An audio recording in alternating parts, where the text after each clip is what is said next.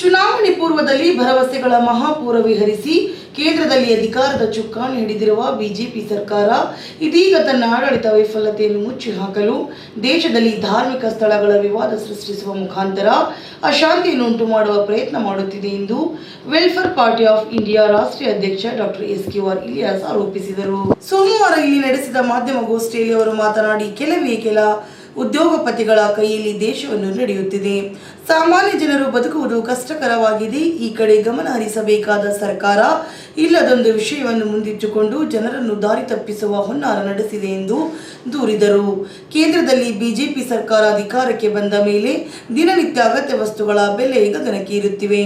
ಅನೇಕ ಸರ್ಕಾರಿ ಸ್ವಮಧ್ಯ ಸಂಸ್ಥೆಗಳು ಖಾಸಗೀಕರಣಗೊಳಿಸುವುದರಿಂದ ಲಕ್ಷಾಂತರ ಜನರು ಉದ್ಯೋಗ ಕಳೆದುಕೊಂಡು ನಿರುದ್ಯೋಗಿಗಳಾಗಿ ರಸ್ತೆಯ ಮೇಲೆ ತಿರುಗಾಡುತ್ತಿದ್ದಾರೆ ಎಂದು ಹೇಳಿದರು. ದೇಶದಲ್ಲಿ ಯಾವುದೇ ಕಾನೂನು ಜಾರಿಗೆ ಬರುವ ಮುಂಚೆ ಸಂಸತ್ನಲ್ಲಿ ಸಂಬಂಧಿಸಿದ ವಿಷಯ ಕುರಿತು ಸುದೀರ್ಘವಾಗಿ ಚರ್ಚೆಯಾಗಬೇಕು. ಇದೆಲ್ಲವನ್ನು ಮರೆತು ಸರ್ವಾಧಿಕಾರಿಯಂತೆ ತಮಗೆ ಅನುಕೂಲವಾಗುವ ರೀತಿಯಲ್ಲಿ ಕಾನೂನುಗಳನ್ನು ಜಾರಿಗೆ ತರುತ್ತಿದೆ ಎಂದು ಆಪಾದಿಸಿದರು. ಸರ್ಕಾರದ ಜನ ವಿರೋಧಿ ನೀತಿಗಳ ವಿರುದ್ಧ ಮಾತನಾಡುವವರ ವಿರುದ್ಧ ಪ್ರಕರಣಗಳು ದಾಖಲಿಸಿ ಜೈಲಿಗೆ ತಳ್ಳುವಂತ ಕೆಲಸ ನಿರಂತರವಾಗಿ ನಡೆದಿದೆ ಎಂದು ದೂರಿದ ಅವರು, ಸರ್ಕಾರ ಜನ ವಿರೋಧಿ ನೀತಿ ಹಾಗೂ ಆಡಳಿತ ವಿರುದ್ಧ ಜಾತ್ಯತೀತ ಪಕ್ಷಗಳು ಒಂದಾಗಿ ಜನ ಸಮಸ್ಯೆಗಳನ್ನು ಮುಂದಿಟ್ಟುಕೊಂಡು ಒಟ್ಟಿಗೆ ಹೋರಾಟ ಮಾಡಬೇಕಾಗಿದೆ. ಇಲ್ಲದಿದ್ದರೆ ಮುಂಬರುವ ದಿನಗಳಲ್ಲಿ ದೇಶದ ಆರ್ಥಿಕ ಸ್ಥಿತಿ ಪೂರ್ಣವಾಗಿ ಹಾಳಾಗುವುದರೊಂದಿಗೆ ಸಾಮಾನ್ಯ ಜನರು ಬದುಕುವುದು ಸಹ ಕಷ್ಟಕರವಾದ ವಾತಾವರಣ ನಿರ್ಮಾಣವಾಗಲಿದೆ ಎಂದರು. जो प्रेस कॉन्फ्रेंस हम कर रहे हैं उसमें हम ये बात रखना चाहते हैं कि हमारा देश एक बहुत ही कठिन दौर से गुजर रहा है.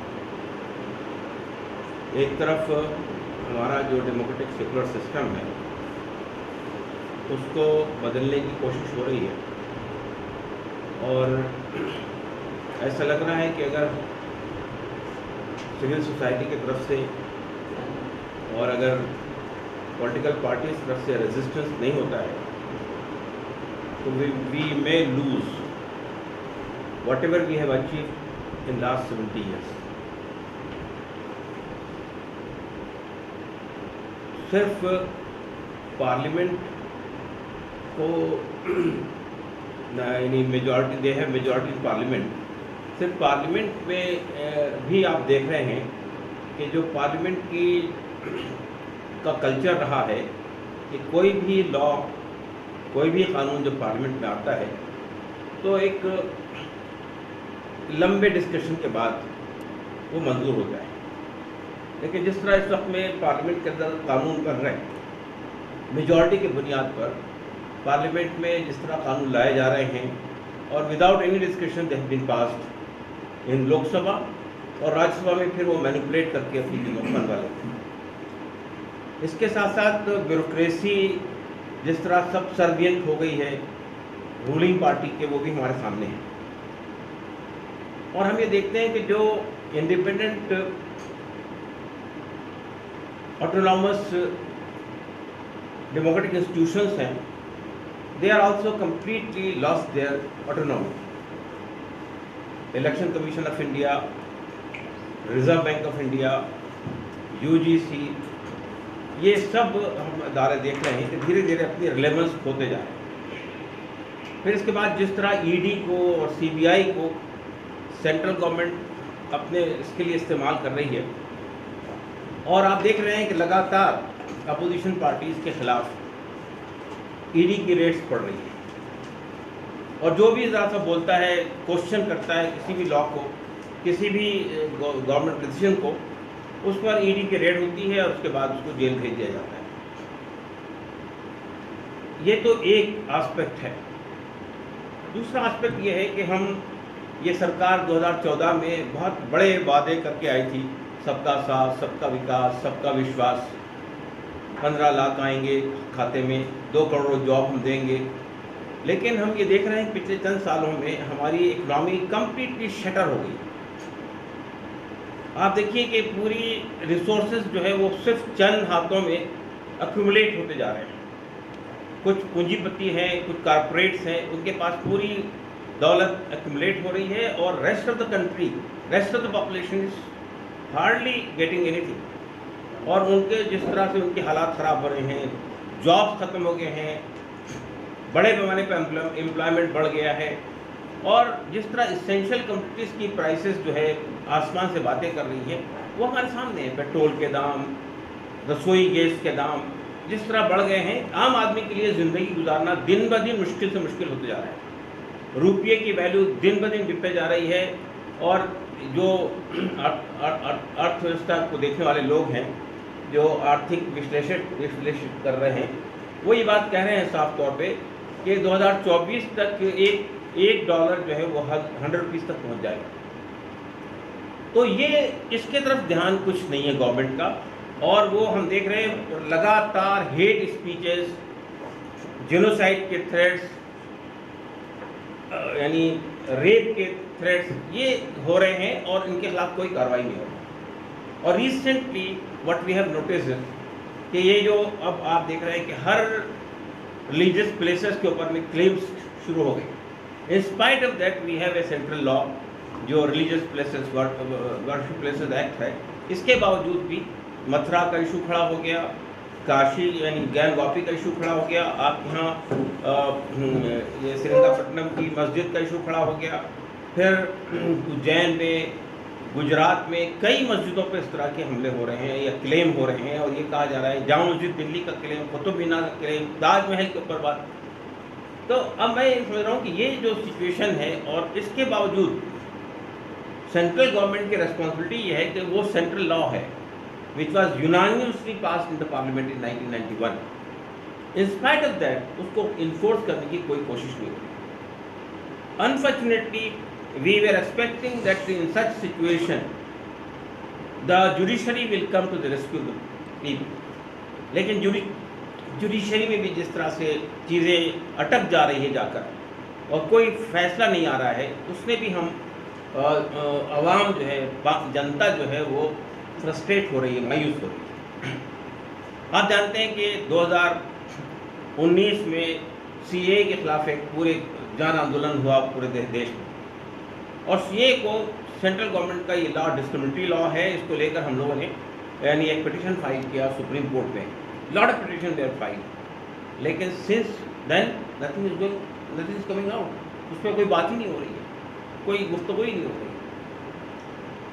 ಬ್ರೀಮ್ಸ್ ಬೋಧಕ ಆಸ್ಪತ್ರೆಯಲ್ಲಿ ಸುಮಾರು 2 ವರ್ಷಗಳಿಂದ ಸೇವೆ ಸಲ್ಲಿಸಿದ 80 ಮಹಿಳಾ ಸ್ವಚ್ಛತಾ ಕರ್ಮಿಗಳು ಮತ್ತು 16 ನೈರ್ಮಲ್ಯ ಸ್ವಚ್ಛತಾ ಕರ್ಮಿಗಳನ್ನು ಪುನಃ ಕೆಲಸಕ್ಕೆ ತೆಗೆದುಕೊಳ್ಳುವಂತೆ ಒತ್ತಾಯಿಸಿ ಕರ್ನಾಟಕ ದಲಿತ ರಕ್ಷಣಾ ವೇದಿಕೆ ನೇತೃತ್ವದಲ್ಲಿ ಇಲ್ಲಿ ಬ್ರೀಮ್ಸ್ ಆಸ್ಪತ್ರೆಯ ಆವರಣದಲ್ಲಿ ನಡೆಸುತ್ತಿರುವ ಅಹೋರಾತ್ರಿ ಧರಣಿ 15ನೇ ದಿನಕ್ಕೆ ಮುಂದುವರೆದಿದೆ। ಇದೇ ವೇಳೆ ಕರ್ನಾಟಕ ದಲಿತ ರಕ್ಷಣಾ ವೇದಿಕೆ ಜಿಲ್ಲಾಧ್ಯಕ್ಷ ಅಂಬದಾಸ್ ಗಾಯಕ್ವಾಡ್ ಮಾತನಾಡಿ, ಮಾನವ ಕುಲಕ್ಕೆ ಕಂಟಕವಾಗಿರುವ ಮಹಾಮಾರಿ ಕೊರೋನಾ ಸೋಂಕಿನ ಸಮಯದಲ್ಲಿ ತನ್ನ ಪ್ರಾಣದ ಹಂಗನ್ನು ತೊರೆದು ಹಗಲಿರುಳು ಸೇವೆ ಸಲ್ಲಿಸಿರುವ ಸ್ವಚ್ಛ ಕರ್ಮಿಗಳ, ನೈರ್ಮಲ್ಯ ಸ್ವಚ್ಛತಾ ಕರ್ಮಿಗಳನ್ನು ಯಾವುದೇ ಮಾಹಿತಿ ನೀಡದೆ ಕೆಲಸದಿಂದ ತೆಗೆದುಹಾಕಿ ಅವರ ಬದುಕು ರಸ್ತೆಗೆ ಬರುವಂತೆ ಮಾಡಿದ್ದಾರೆಂದು ಆಕ್ರೋಶ ವ್ಯಕ್ತಪಡಿಸಿದರು।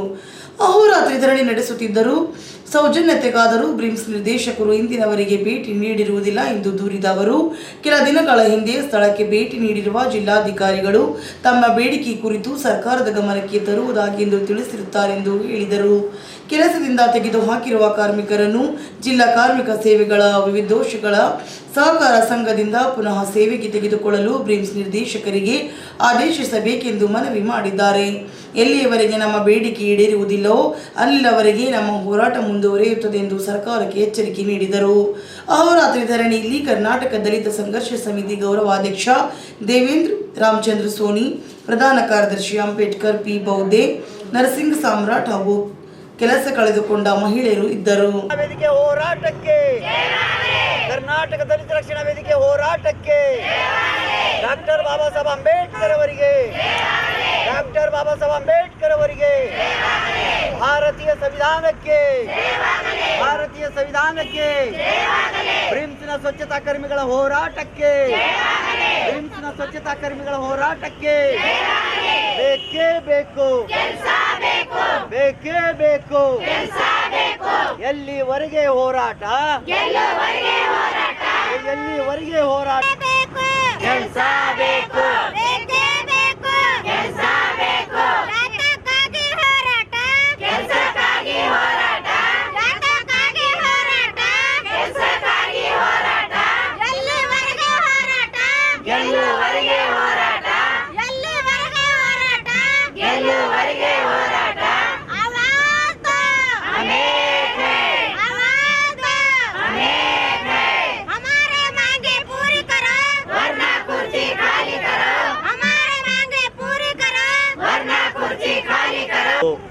ಬ್ರಿಮ್ಸ್ ಬೋಧಕ ಆಸ್ಪತ್ರೆಯ ಮುಂದೆ ಕರ್ನಾಟಕ ದಲಿತ ರಕ್ಷಣಾ ವೇದಿಕೆಯಿಂದ ಸುಮಾರು 15 ದಿವಸ ಅಹೋರಾತ್ರಿ ಧರಣಿ ಸತ್ಯಾಗ್ರಹವನ್ನು ನಾವು ಬೀದರ್ ನಗರದ ಬ್ರಿಮ್ಸ್ ಬೋಧಕ ಆಸ್ಪತ್ರೆಯ ಮುಂದೆ ಹಮ್ಮಿಕೊಂಡಿದ್ದೇವೆ.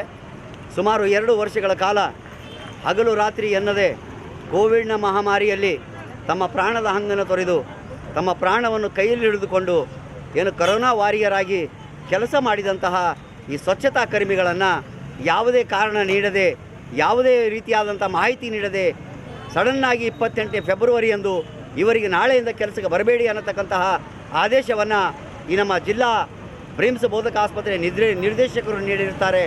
ಅದನ್ನು ಖಂಡಿಸಿ ನಾವು ಇವತ್ತು ಕರ್ನಾಟಕ ದಲಿತ ರಕ್ಷಣಾ ವೇದಿಕೆಯಿಂದ ಇವರನ್ನು ಪುನಃ ಕೆಲಸಕ್ಕೆ ತೆಗೆದುಕೊಳ್ಳಿ ಎಂದು ಒತ್ತಾಯಿಸಿ ಇವತ್ತು ಸರ್ಕಾರಿ ಆಸ್ಪತ್ರೆಯ ಮುಂದೆ ಸುಮಾರು 15 ದಿವಸದಿಂದ ಹಗಲು ರಾತ್ರಿ ಧರಣಿ ಸತ್ಯಾಗ್ರಹವನ್ನು ಮಾಡ್ತಾ ಇದ್ದೇವೆ. ಯಾವುದೇ ರೀತಿಯಾದಂತಹ ಸರ್ಕಾರದ ವತಿಯಿಂದ ಆಗಲಿ ಅಥವಾ ಜಿಲ್ಲಾಡಳಿತ ವತಿಯಿಂದ ಆಗಲಿ ಸುಮಾರು 15 ದಿವಸ ಕಳೆದರೂ ಕೂಡ ಮಾನ್ಯ ಬ್ರಿಮ್ಸ್ ನಿರ್ದೇಶಕರು ಚಂದ್ರಕಾಂತ್ ಚಿಲ್ಲರಿಗೆ ಅವರು ಸೌಜನ್ಯಕ್ಕಾದರೂ ಬಂದು ನಮ್ಮನ್ನು ಭೇಟಿಯಾಗಿಲ್ಲ. ನಮ್ಮ ಸಮಸ್ಯೆಗಳಿಗೆ ಅವರು ಸ್ಪಂದಿಸಿಲ್ಲ. ಯಾವುದೇ ರೀತಿಯಾದಂತಹ ಕಾರಣವನ್ನು ನೀಡಿ ನಮ್ಮ ಟೆಂಟಿಗೆ ಅವರು ಬಂದಿಲ್ಲ. ಇಂತಹ ನಿರ್ದೇಶಕರನ್ನು ಕೂಡಲೇ ಕರ್ನಾಟಕ ಸರ್ಕಾರ ಇವರನ್ನು ತೆಗೆದು ಒಬ್ಬ ಒಳ್ಳೆಯ ಅನುಭವಿ ಹಾಗೂ ಟ್ರೈನ್ಡ್ ಆಗಿರ್ತಕ್ಕಂಥ ನಿರ್ದೇಶಕರನ್ನು ಈ ಬ್ರಿಮ್ಸ್ ಬೋಧಕ ಆಸ್ಪತ್ರೆಗೆ ಹಾಕಬೇಕಂತ ಹೇಳಿಬಿಟ್ಟು ತಮ್ಮ ವಾಹಿನಿ ಮುಖಾಂತರ ವಿನಂತಿ ಮಾಡಿಕೊಳ್ತಾ ಇದ್ದೇವೆ. ಮತ್ತು ಎಲ್ಲಿಯವರೆಗೆ ಈ ಬ್ರಿಮ್ಸ್ನಲ್ಲಿ ಕೆಲಸ ಮಾಡುವ ಈ ಹೊರಗುತ್ತಿಗೆ ನೌಕರರನ್ನು ಮಾನ್ಯ ಜಿಲ್ಲಾಧಿಕಾರಿಗಳ ಅಧ್ಯಕ್ಷತೆಯಲ್ಲಿರ್ತಕ್ಕಂತಹ ಬೀದರ್ ಜಿಲ್ಲಾ ಕೋಆಪರೇಟಿವ್ ಸೊಸೈಟಿಯ ವತಿಯಿಂದ ಇವರಿಗೆ ಕೆಲಸಕ್ಕೆ ತೆಗೆದುಕೊಳ್ಬೇಕು. ಮತ್ತು ಒಂದು ವೇಳೆ ಟೆಂಡರ್ ಆದರೆ ಟೆಂಡರ್ ಪ್ರಕ್ರಿಯೆ ಪ್ರಾರಂಭವಾಗಲಿಕ್ಕೆ ಸುಮಾರು ತಿಂಗಳುಗಳ ಗಟ್ಟೆ ಹೋಗುತ್ತೆ. ಮತ್ತು ನೆಕ್ಸ್ಟು ಯಾರಾದರೂ ಗುತ್ತಿಗೆದಾರ ಬಂದರೆ 4,000 5,000 ಸಂಬಳ ಕೊಟ್ಟು ಇವರ ಹೊಟ್ಟೆ ಮೇಲೆ ಹೊಡಿತಕ್ಕಂತಹ ಸಂದರ್ಭ ಇರುತ್ತೆ. ಅದಕ್ಕಾಗಿ ಕರ್ನಾಟಕ ಸರ್ಕಾರಕ್ಕೆ ಮತ್ತು ಜಿಲ್ಲಾಡಳಿತಕ್ಕೆ ತಮ್ಮ ಜನಪ್ರಿಯ CCN ವಾಹಿನಿ ಮುಖಾಂತರ ಒತ್ತಾಯಿಸುವುದೇನೆಂದರೆ ಕೂಡಲೇ ಈ ಬಡ ಕಾರ್ಮಿಕರನ್ನು ಕೆಲಸಕ್ಕೆ ಪುನಃ ಜಿಲ್ಲಾಧಿಕಾರಿಗಳ ಅಧ್ಯಕ್ಷತೆಯಲ್ಲಿರ್ತಕ್ಕಂಥ ಸಹಕಾರ ಸಂಘದಿಂದ ತೆಗೆದುಕೊಳ್ಳಬೇಕು. ಅಂಥ ಕರೋನಾ ಮಹಾಮಾರಿಯಲ್ಲಿ ತನ್ನ ಪ್ರಾಣದ ಹಂಗನ್ನು ತೊರೆದು ತನ್ನ ಪ್ರಾಣವನ್ನು ಕೈಯಲ್ಲಿ ಹಿಡಿದುಕೊಂಡು ಏನು 2 ವರ್ಷ ಕೆಲಸ ಮಾಡಿದ್ದಾರೆ ಅಂಥವರಿಗೆ ಬಹುಮಾನ ರೂಪದಲ್ಲಿ ಸರ್ಕಾರ ಏನಾದರೂ ಇನಿಷಿಯೇಟಿವ್ ಕೊಡುತ್ತೆ ಅಂತ ನಾವು ಭಾವಿಸಿದ್ದೇವೆ. ಆದರೆ ಅವರನ್ನು ಕೆಲಸದಿಂದ ವಜಾ ಮಾಡಿದ್ದನ್ನು ನಾವು ಖಂಡಿಸ್ತಾ ಇದ್ದೇವೆ ಮತ್ತು ಸರ್ಕಾರಕ್ಕೆ ಈ ಮೂಲಕ ಎಚ್ಚರಿಕೆ ಕೊಡ್ತಾ ಇದ್ದೇವೆ. ಸರ್, ಸುಮಾರು 15 ದಿವಸ ಆಯಿತು ಹಗಲು ರಾತ್ರಿ ಮಳೆ ಚಳಿ ಬಿಸಿಲು ಎನ್ನದೆ ಇವತ್ತು ನಮ್ಮ ಬೇಡಿಕೆಗಳನ್ನು ಈಡೇರಿಸಬೇಕಂತ ಹೇಳ್ಬಿಟ್ಟು ಸರ್ಕಾರ ಮೇಲೆ ಒತ್ತಡ ಹೇಳಲು ಇವತ್ತು ನಾವು ಕೂತಿದ್ದೇವೆ. 15 ದಿವಸ ಕಳೀತು. ಆದರೆ ಇಲ್ಲಿವರೆಗೆ ಯಾವುದೇ ರೀತಿಯಾದಂಥ ಸರ್ಕಾರ ಅಧಿಕಾರಿಗಳಾಗಲಿ ಮಾನ್ಯ ಜಿಲ್ಲಾಧಿಕಾರಿಗಳು ಕೂಡ ಬಂದು ನಾನು ಬರಿತಾ ಇದ್ದೇನೆ, ಸರ್ಕಾರಕ್ಕೆ ಬರಿತಾ ಇದ್ದೇನೆ ಅಂತ ಹೇಳ್ತಾ ಇದ್ದಾರೆ. ಬಟ್ ಅದರ ಮೇಲೆ ನಮಗೆ ನಂಬಿಕೆ ಇಲ್ಲದಂತಾಗಿದೆ. ಅದಕ್ಕಾಗಿ ಸರ್ಕಾರ ನೇರವಾಗಿ ಈ ಕಾರ್ಮಿಕರನ್ನು ಜಿಲ್ಲಾಧಿಕಾರಿಗಳ ಅಧ್ಯಕ್ಷತೆಯಲ್ಲಿರ್ತಕ್ಕಂತಹ ಬೀದರ್ ಜಿಲ್ಲಾ ಕಾರ್ಮಿಕರ ವಿವಿಧೇಶ ಸಹಕಾರ ಸಂಘದಿಂದ ಇವರನ್ನು ಕೆಲಸಕ್ಕೆ ಪುನಃ ನೇಮಕ ಮಾಡಿಕೊಳ್ಳದಿದ್ದ ಪಕ್ಷದಲ್ಲಿ ಮುಂಬರುವ ಆಗತಕ್ಕಂಥ ಅನಾಹುತಕ್ಕೆ ಇಲ್ಲಿರ್ತಕ್ಕಂಥ ನಿರ್ದೇಶಕರು ಮತ್ತು ಜಿಲ್ಲಾಡಳಿತವೇ ಕಾರಣರಾಗುತ್ತಾರೆ ಎಂದು ಈ ಮೂಲಕ ನಾನು ಸರ್ಕಾರಕ್ಕೆ ಎಚ್ಚರಿಕೆ ಕೊಡ್ತಾ ಇದ್ದೇನೆ. ನನ್ನ ಹೆಸರು ಅಂಬಾದಾಸ್ ಗಾಯಕ್ವಾಡ್, ಕರ್ನಾಟಕ ದಲಿತ ರಕ್ಷಣಾ ವೇದಿಕೆ ಜಿಲ್ಲಾಧ್ಯಕ್ಷರು, ಬೀದರ್.